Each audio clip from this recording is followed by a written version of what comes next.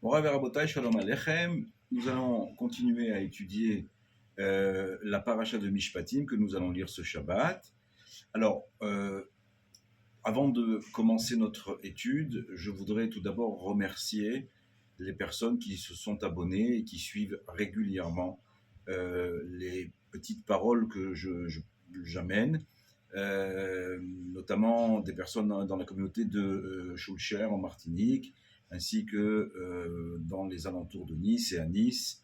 Je remercie tout le monde de me suivre et je vous engage de nouveau, non pas pour un orgueil personnel, on va en parler dans cette étude, mais pour grandir le nom d'Hachem, de diffuser au maximum ces paroles qui valent ce qu'elles valent. J'essaye de m'efforcer de les préparer et de vous en apporter le plus de clarté possible.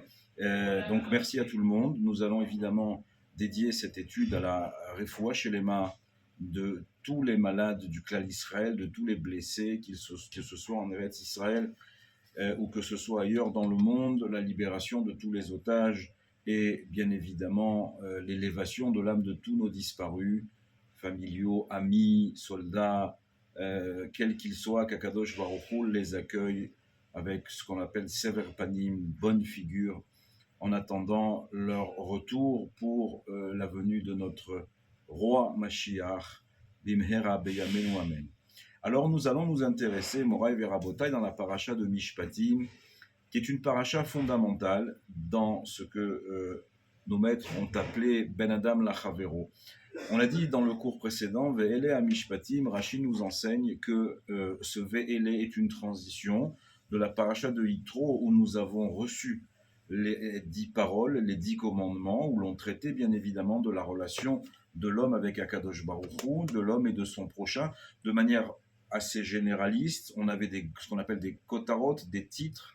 Tu ne tueras pas, tu ne voleras pas, tu ne commettras pas l'adultère, tu ne porteras pas de faux témoignage, tu honoreras ton père et ta mère, etc., etc. Je suis l'Éternel, le premier, le plus important, je suis l'Éternel qui t'a sorti d'Égypte, tu n'auras pas d'autre Dieu devant ma face, etc. Tu honoreras ton père et ta mère, on l'a dit, tu respecteras et tu te souviendras du jour du Shabbat.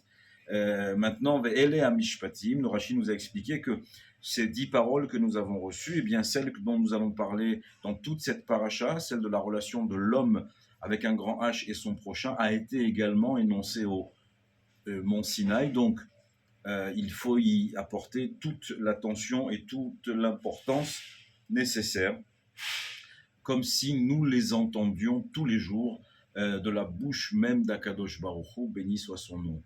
Alors, il y a une façon de voir la liaison donc entre deux parachiotes. Rarement, pour ne pas dire jamais, les parachiotes se succèdent de manière intempestive, de manière fortuite. Effectivement, Ve'elea mishpatim, asher tasim lifnehem, voici les jugements que tu mettras devant eux. Il y a une étude, je vous laisse voir Rachid sur ce premier passouk, mais ils viennent à la fin des psukim de Yitro, au chapitre 20, donc le verset 22, 23 plus exactement, pardon, Chav Gimel, Velo ta'ale bema'alot al mizbechi, asher lo tigale ervatecha alav. Akadosh Baruch Hu demande, lorsque nous construirons sa maison, son Bet Amigdash, eh bien, lorsque tu vas construire l'accès à ce Beth Amikdash, il ne faut pas faire de madrégot, il ne faut pas faire d'escalier, ni de ma'alot, mais faire une pente qui permettra aux gens de ne pas faire de grands pas et de ne pas dévoiler leur nudité sur les pierres qui construisent cet escalier, mais une pente qui permettra de faire des pas plus modérés et ainsi de rester de monter, d'accéder en toute pudeur au Beth Amikdash. Il y a déjà ici, nos maîtres nous disent une leçon importante. Si on s'inquiète, si la Torah s'inquiète déjà de respecter des pierres qui n'ont pas ce qu'on appelle de da'at, qui sont l'élément minéral, si on nous demande de ne pas dévoiler notre nudité à ces pierres-là, combien à la chat kama vekama, envers Akadosh Baruch Hu et envers son prochain, il est important de rester pudique et de donner le respect qui est dû à chacun. Ce respect, c'est une sugia, comme on dit, c'est un sujet tellement vaste qu'il faudrait plus d'une vie pour en parler.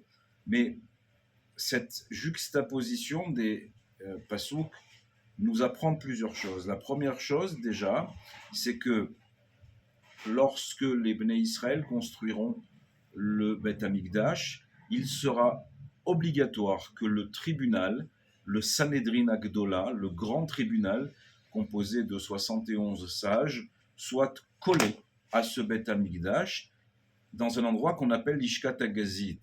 C'est-à-dire qu'on ne peut pas envisager que la justice soit dissociée de la Torah. Et nous allons en parler.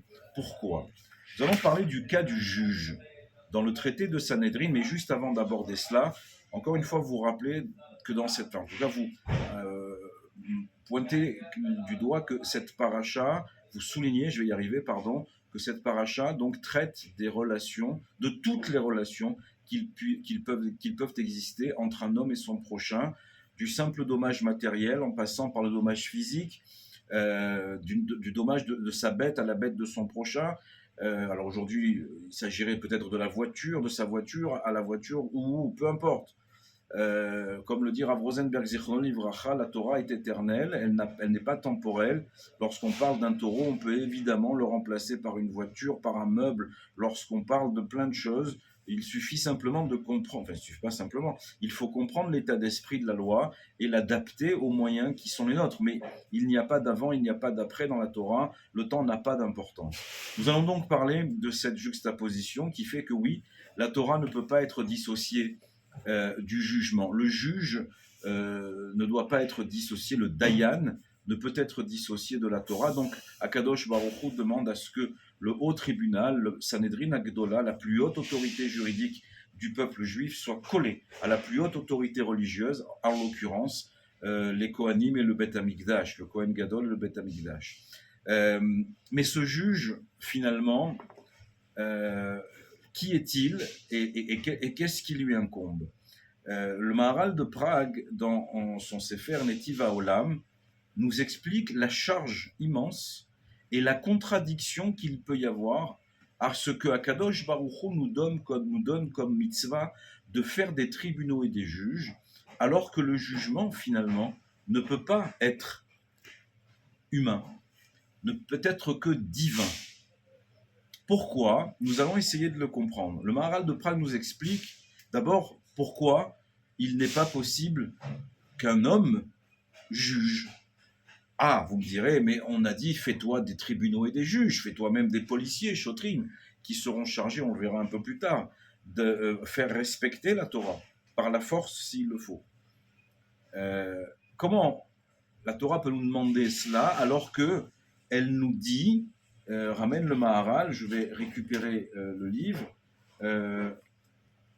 qui a mishpat, mais etzem aviuto, et non masur le adam. Le jugement, dans son essence existentielle, n'est pas donné dans les mains de l'homme. On a un pasouk, rak hashofet kol haaretz ou baal hakochot kulam, beyado lishpot et adam. Comme c'est dit dans Devarim, qui a mishpat l'Elokim hu, nous dit le Maharal, seul celui qui juge le monde peut juger les hommes. Et de rajouter donc, oui, qui a mishpat l'Elokim hu, car le jugement, la justice, est dans les mains d'Hachem. Dans Devarim, chapitre 1, verset 17. Alors, on peut être en droit de se poser la question, comment alors, pourquoi toutes ces lois ? Cette question se pose également à propos du médecin. On verra un peu plus tard, dans la première montée, à la fin de la première montée, lorsqu'un homme est blessé, qu'il n'est pas mort et qu'il se relève, alors on donnera la permission à un homme, verapo yerapé, nous dit le pasouk, et soigner il soignera. Là aussi, la question a été posée, si cet homme se trouve dans cet état, c'est une volonté divine qui te permet de le soigner. Certains ont très mal compris, les Avdil Ben Kodesh Lechol ont très mal compris cela. Effectivement, tout vient d'Hachem. Également la maladie. Alors, qui te permet ? Non, la Torah, elle te dit, tu peux le soigner. parce que c'est une forme de chesed. Mais entre le juge et le médecin, il y a ce point commun que normalement, on ne devrait avoir ni juge ni médecin. Tout venant d'Hachem, il n'y a aucune raison qu'un homme prenne sur lui de soigner ou prenne sur lui de juger. Dans les deux cas, ça pose des questions. Alors, nous revenons à notre introduction et à cette juxtaposition des psukim. On a dit, à la fin de Parashat Sritro, tu ne feras pas de degré, littéralement, de marche pour accéder à mon Beth Amikdash. Nos maîtres nous enseignent également que le juge, qui donc a dans ses mains un pouvoir exceptionnel, puisque je vous rappelle que on peut juger à mort quelqu'un, on peut donner la mort par jugement. Donc, ce juge-là ne doit pas non plus s'enorgueillir, ne doit pas être orgueilleux dans sa vision de sa fonction, dans son état, il ne doit pas être orgueilleux. Alors là aussi, on a envie de dire, mais ça ne s'adresse pas qu'à un juge. N'importe qui a ce devoir d'humilité. C'est même un trait de tzidkout, de grandeur spirituelle. Moshe Rabbeinu alav Shalom, l'homme le plus humble sur la face de la terre. Donc, si déjà, on va faire un petit calvachomer, un raisonnement a fortiori, si déjà un homme aussi grand que Moshe Rabbeinu, eh bien, il était d'une humilité incroyable, il est évident qu'un juge, même le juge suprême du Sanhedrin Agdola, eh bien, lui aussi, il est évident qu'il ne doit pas s'enorgueillir de quoi que ce soit. Alors, il faut essayer de trouver la paix entre tous ces versets. Et vous allez voir que dans le Sefer Leor HaMaharal, de Avraham Winroth, Zichrono Livracha, on nous amène des réponses. Et bien sûr, nous allons, nous, essayer d'appliquer. Encore une fois, vous connaissez, pour ceux qui me suivent depuis longtemps, que je remercie à nouveau, cette Torah n'est pas une jolie histoire ou un code pénal. Non, c'est une Torah que nous devons tenter de mettre en application tout le temps. Donc, lorsqu'on nous dit un juge doit être humble, il ne doit pas s'enorgueillir. Et lorsqu'on nous dit, mais finalement, le juge n'a pas de raison d'être, puisque celui qui juge le monde seulement a ce pouvoir de juger. Alors, je reviens quelques instants sur le cas du médecin. Verapo Yerapé, le Shulchan Arour dans Yoredea, Shin Lamed Vav, donne tout le cadre, toutes les halachot, comment un médecin doit se conduire, puisqu'on lui donne cette autorisation de soigner. Il a des règles à respecter. Tout est codifié, il y a un seder. Et bien également, chez le juge, il y a là aussi un pouvoir extraordinaire qui lui est donné, mais il a également un ensemble de choses à savoir. N'est pas juge qui veut. Être Dayan demande de longues études. Le Shulchan Arour est suffisamment long. Enfin, je ne vais pas énumérer tous les livres qui existent au sujet des lois. Les Babaot dans la Gemara, le Shulchan Arour, le Mishnah Brura, les commentateurs, les Rishonim, les Acharonim. Un Dayan doit posséder toutes ces connaissances afin de pouvoir exercer. Et malgré tout, on lui demande de ne pas s'enorgueillir. Quel que soit le médecin ou quel que soit le juge, quel que soit son niveau d'intelligence, son niveau de connaissance, eh bien, on lui demandera de ne pas s'enorgueillir. C'est une mitzvah de ne pas s'enorgueillir, de rester d'une grande humilité. Pourquoi, Rabotai? Tout simplement parce qu'ils sont autorisés, ils ont reçu une autorisation. C'est-à-dire qu'ils sont, on va rentrer, nous dit le Rav ici, dans ce qu'on appelle Torat HaMishloach, Torat HaShlichut. Un juge est un envoyé de Dieu. Un médecin est un envoyé de Dieu.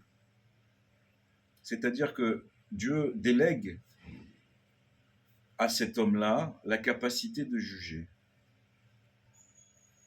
Et donc, si demain je travaille à la banque en tant que caissier, même gestionnaire de portefeuille, Eh bien, le portefeuille qui comporte plusieurs de millions de dollars ne m'appartient pas. Je n'ai donc aucune raison de m'enorgueillir d'être le banquier privé de Rothschild ou de Elon Musk ou Verhoule. L'Avdil ben Kodesh Lechol. Non, je ne suis qu'un envoyé. Donc je ne dois pas l'oublier. Et par ce fait, je dois être dans l'humilité. Mais pourquoi un homme ne peut pas juger? Nous dit le Rav quelque chose d'extrêmement important. La Gemara dans Masechet Psahim nous dit que il a été caché, il a été retiré à l'homme 7 choses qu'il ne peut pas faire. Une de ces choses est ce qu'on appelle le Omek Adin, la profondeur du jugement, la vérité du jugement. C'est marqué dans le Talmud, il est marqué dans le Talmud que les juges n'ont que leurs yeux pour voir. On leur demande d'être rigoureux, de vraiment chercher ce qu'on appelle Be'iyun, rentrer dans le détail. On leur demande Avou Metunim Badin, ne soyez pas pressés dans le jugement. Très important cette phrase que nous disent nos maîtres. Avou Metunim Badin, attention, prenez le temps. On revient beaucoup dans la paracha à ce sujet, lorsqu'on dit de ne pas aller vers la majorité pour le mal, et d'aller vers la... Et parfois même, et parfois il faut même contredire la majorité, je reviendrai tout à l'heure. Ce juge-là, il a sur ses épaules une grande responsabilité en tant qu'envoyé. Il doit être Matoun Badin, il doit faire attention à bien prendre le temps avant d'énoncer un jugement, bien étudier la Sugia, les Rishonim, les Acharonim, la Gemara, le Mishnah Bura, le Shulchan Arour, le Aruch HaShulchan, Vechoule, etc., etc. Et seulement après, il pourra. Mais malgré tout, il n'ira pas à la profondeur du din, il n'ira pas à la vérité vraie. Seul Akadosh Baruch Hu a cette vérité-là. Mais nous avons des outils, Baruch Hashem. On ne dit pas qu'on n'a pas d'outils. Le Maharal rajoute dans son Sefer que le din n'est pas sikhli.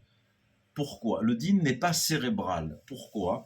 Eh bien, tout simplement parce qu'il y a des choses que nous ne pouvons pas attraper avec notre cerveau. Notre intelligence, notre connaissance est limitée à un certain nombre de choses. Baruch Hashem, on a dans notre peuple et dans les nations des gens dont l'intelligence est immense. Mais même ces gens-là ont à un moment donné quelque chose qu'ils ne peuvent pas saisir. En adin sikhli, ki i efshar sheikne asechel rak al yedei ikuv ve'amtana ve'amemaher lifsok ou shote vegas ruach. Il faut du temps, il faut étudier, il faut rentrer au fond. Et celui qui ne juge pas lentement, nous dit le Maharal, il est choté, c'est un imbécile, vegas ruach est un orgueilleux. Et oui, il y a des choses qui nous échappent, Rabotai. Et oui. Alors nous sommes, je ne vais pas faire très long parce qu'on aurait beaucoup à dire là-dessus, mais en substance, ce juge ne peut juger qu'avec ce qu'il voit. Nous disent nos maîtres également, il est important de ne pas juger quelqu'un tant qu'on n'a pas vécu ou qu'on ne s'est pas trouvé à la place de cette personne-là. Maintenant, un juge dont c'est le métier, il ne faut pas oublier, c'est une mitzvah, c'est un commandement de la Torah d'être juge. C'est un verset clair, il n'y a pas de doute. Mais il ne faut pas qu'il perde à l'esprit 2 choses. La première, il faut profil bas. Ok, tu es juge, quelque part, tu as le droit de vie ou de mort sur certaines personnes. Tu peux faire payer de l'argent, tu peux obliger les gens, mais tu n'es qu'un envoyé. Et ce n'est pas péjoratif. Deuxièmement, à vous, Metunim Badin, soyez prudents, patients. Rentrez dans le détail, comme on dit, cherchez dans tous les sens. Je vous engage, pour ceux qui le souhaitent, à aller voir, étudier, c'est le Daf Hayomi en ce moment, la Masechet Sanhedrin, qui s'occupe de ces sujets-là, et vous allez voir que c'est extraordinaire. On ne tue pas à la légère chez nous, on ne condamne pas à la légère chez nous, Baruch Hashem, on ne cherche qu'une chose, nous dit la Gemara, à acquitter. Et ça, c'est ce que le Maharal nous dit. C'est absolument inconcevable pour le cerveau humain que la préoccupation d'un tribunal est d'acquitter. Chez les nations, La préoccupation est de juger, d'être le plus proche de la vérité. Or, cette vérité, elle ne peut pas être atteinte par un homme. Elle ne peut pas être atteinte. Donc la Torah nous dit, il faut absolument aller après l'innocence, chercher l'innocence. Encore une fois, je ne vais pas vous refaire toute la Masechet parce qu'elle est immense, mais extrêmement intéressante, comme toutes les Masertot du chasse, mais ce qui ressort dans quasiment toutes les Sougias, c'est chercher à sauver la personne qui est accusée. Que ce soit avec les témoins, les faits, etc., etc. Et il y a des cas qui échappent complètement à la perception humaine. Je vous donne un exemple très connu, Laura Leno, que l'on n'entende que des bonnes nouvelles, mais il est tout à fait inconcevable pour un être humain, lorsqu'il est face à une majorité absolue, de déclarer le contraire de la majorité qui s'est exprimée. Je m'explique. Un homme qui est accusé de meurtre, sa sentence est la mort, les deux témoins étaient là, les témoignages sont valables, vérifiés, tout concorde, les mises en garde ont été faites par les témoins, l'explication de la sentence a été donnée au meurtrier, etc., etc., etc. Eh bien, on arrive devant le tribunal et composé donc d'un minimum de 23 juges pour les cas de mort, 23 juges vont le déclarer coupable. Il n'y a pas de doute. La Torah te dit, il rentre chez lui, Zakai, acquitté. Un cerveau humain ne peut pas comprendre ça. Moi qui vous parle, qui est un tout petit cerveau, en plus, je ne peux pas comprendre ça. Mais la Torah, elle m'a dit comme ça. S'il y a une majorité de dayanim, de juges qui ont dit coupable, tu diras coupable. Même, nous dit Rashi, si tu sais qu'en disant coupable, tu vas l'acquitter, alors tu serais tenté de dire non coupable pour que on ne soit pas à un 100% de coupable, j'espère que je me fais bien suivre, eh bien, tu n'as pas le droit de le faire. Tu diras coupable. Ne va pas contre la majorité, la rive, non. Ne va pas te battre avec la majorité avec des prétextes malvenus, non. Si tu penses qu'il est coupable, dis-le. Ah, mais ça va l'acquitter. C'est pas ton problème. Tu n'es qu'un envoyé. Tu n'es pas le juge. Même si tu es le Dayan, et combien, Baruch Hashem, nos Dayanim sont respectables et honorables, il n'en reste pas moins que leur humilité doit être à toute épreuve et que leur jugement doit être prudent, patient, réfléchi. La preuve, on attend 24 heures avant la mise à mort, une fois que le décret, le verdict a été rendu. On peut faire revenir jusqu'à 5 fois un condamné si on pense qu'il a quelque chose qui peut le sauver. Tout ça nous échappe parfaitement. Et c'est ce que nous dit le Maharal ici, qui en adin sikhli. Mais il y a la majorité, tout le monde sait qu'il est coupable. Oui, et bien Kadosh Baruch Hu, il te dit non. Tu ne le condamneras pas. On pourrait encore, Moraï Verabotai, parler longuement de tous ces sujets, mais le message que je voudrais vous faire passer, que j'ai en tout cas moi compris, on est souvent amené à nous dire « Ah, de quel droit tu me juges ?» Il ne faut pas tout confondre. J'ai une mitzvah dans la Torah qui s'appelle « Sermonner, tu sermonneras, ocher tocher ». Je ne peux pas laisser un de mes frères faire une faute sans rien lui dire. Ça ne s'appelle pas le juger. Ça s'appelle lui rappeler qu'au mont Sinaï, cette oreille, comme nous avons dit dans l'autre cours, a entendu les 10 commandements et les mishpatim que nous allons dérouler pendant la lecture de Shabbat matin. Donc, ce n'est pas un jugement. À propos du médecin, il est dit que c'est une mitzvah de chesed, qu'on le laisse soigner. Donc là aussi, c'est une mitzvah de chesed. Si je te dis, mon frère ou ma sœur, ce que tu fais n'est pas conforme, je ne te juge pas. Maintenant, je dois juger quelqu'un qui a fait une faute. Si j'ai embouti ta voiture et que l'on n'est pas d'accord, eh bien, on va, la Torah nous dit, on va devant un juge. Il ne faut pas tout confondre. Le seul juge, c'est Akadosh Baruch Hu, et c'est lui qui juge et qui donne une justice tellement profonde qu'elle n'est pas cérébrale et que nous n'y avons pas accès. Nous avons accès à ces lois, à l'ordre dans lequel il faut appliquer ce que nous avons perçu et ce qu'il nous a donné de sa justice, mais c'est absolument inconcevable que nous puissions accéder à cette profondeur, au Omek Adin. C'est pas possible. Alors, nous devons faire très attention, Moraï Verabotaï, parce que nous sommes amenés à juger tous les jours, dans notre travail, dans la relation qu'on a avec son épouse ou son mari, avec ses enfants, avec sa famille, avec des personnes, peu importe, on est amené à juger. Ave metunim badin, soyez très prudents. Ne nous exprimons pas tant que nous n'avons pas vécu les mêmes choses. Nous n'avons pour voir que nos yeux, nous sommes quelque part tous des dayanim, il nous est donné la possibilité à tous de juger, mais nous devons le faire avec beaucoup d'humilité, sans nous enorgueillir, et surtout en n'oublions pas qu'il y a des lois, que la Torah nous a tout donné pour juger convenablement. Alors lorsqu'il s'agit d'un jugement, je vais appeler ça un jugement quotidien, pratique, un jugement de tous les jours, restons prudents. Et corriger quelqu'un, l'aider à s'améliorer, ça ne veut pas dire le juger. Se laisser faire pour s'améliorer, ça ne veut pas dire être jugé.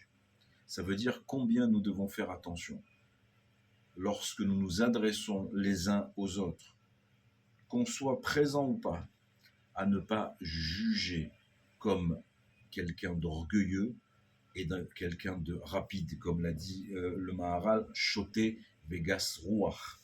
Attention. Moraï Verabotai, Kakadosh Baruchou vous envoie des millions de brachot, que nous entendions de bonnes nouvelles de toutes les directions. Shabbat Shalom ou Mevorach.